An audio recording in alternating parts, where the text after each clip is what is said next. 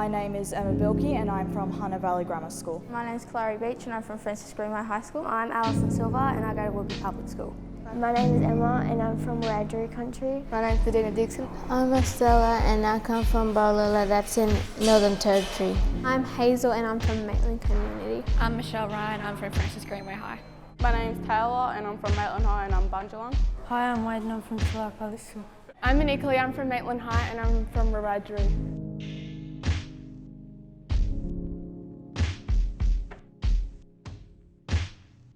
Our artwork was designed to connect to country and it was a tree-based artwork.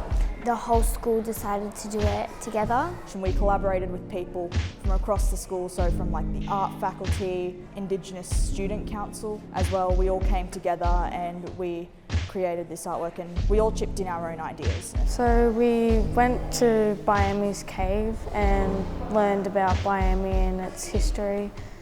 And we came here and decided what we were going to do for our artwork. We were all sitting down, we done our own separate board, and then later on after that we all done a bit of a bigger board that got to go up in.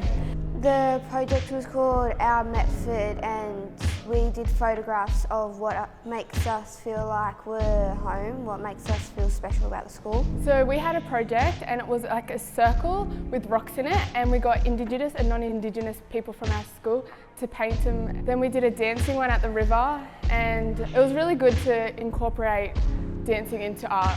We're just proud of how it turned out and we're proud to be representing the Junior ACG and the students that helped work on it, and the positive feedback that we got from family and friends that came to see our exhibition. It's very exciting that it won. We're very proud because it was hard making it, but in the end we did it. So it feels good to win the national award.